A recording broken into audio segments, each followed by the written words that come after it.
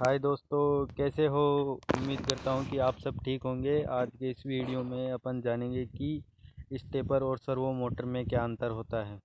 आइए देखते हैं।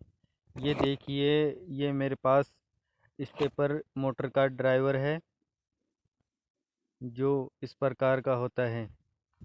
इसमें दो प्रकार के इनपुट आउटपुट होते हैं। एक सिग्नल जिसमें अपन इसको इनपुट देते हैं, जिससे इसकी डायरेक्शन पल्स और पोल निर्धारित किए जाते हैं। और हाई वोल्टेज में मोटर का आउटपुट होता है और इसमें इनपुट 9 वोल्ट से 40 वोल्ट डीसी दिया जाता है। आइए अब देखते हैं मोटर की संरचना। ये देखिए, इसमें फ्रंट में सबसे आगे जो होता है वो फ्रंट फ्लैंस होता है।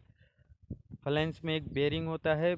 बेरिंग सापट में लगा हुआ होता है। सापट के ऊपर रोटर होता है। रोटर लेमिनेशन से बना हुआ होता है जिसमें मैग्नेट होती है। और रोटर सापट के अंत में एक बेरिंग होता है। और स्टेटर की बात करें तो स्टेटर में अपनी वाइंडिंग होती है। वाइंडिंग इंसुलेटर होता है। स्प्रिंग वाशर होते हैं। असेंबली के लिए स्क्रू होते हैं। और ये इसके कनेक्शन होते हैं वायर 1, वायर 3, वायर 2, वायर 4, जो स्टेपर ड्राइवर में जुड़ते हैं।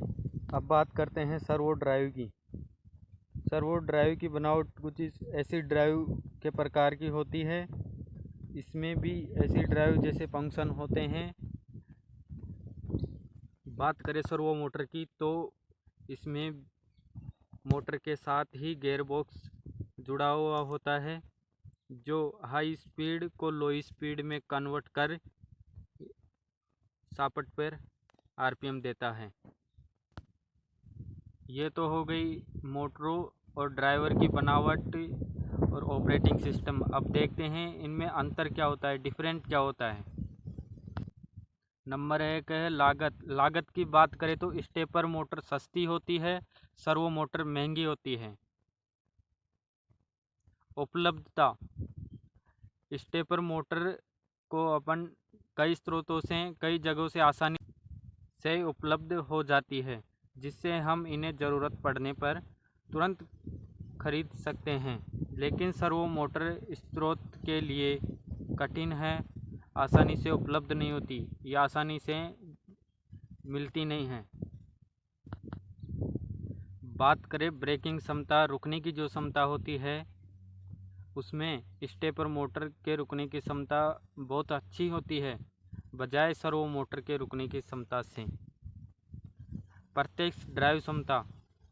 स्टेपर मोटर कम गति में अच्छा टॉर्क प्रदान करती है, जिससे मोटर को सीधे लोड से कनेक्ट किया जा सकता है। सर्वो मोटर हाई स्पीड पर अच्छा काम करती है और कम आरपीएम पर सही काम नहीं करती, इसलिए सामान्य स्पीड में काम करने के लिए सर्वो मोटर में गियर सेट कनेक्ट करना पड़ता है, जिससे सामान्य स्पीड प्राप्त हो सके।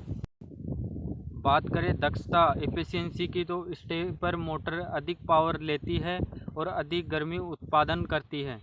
स्टेपर मोटर लगभग 70% दक्षता पर काम करती है, जबकि सर्वो मोटर 80 to 90 दक्षता में काम करती है। अधिभार, overload. Stepper motor mechanical overload से क्षतिग्रस्त बहुत कम होती है और सर्वो मोटर मैकेनिकल ओवरलोड से क्षतिग्रस्त ज़्यादा होती है। वजन और पावर में अनुपात।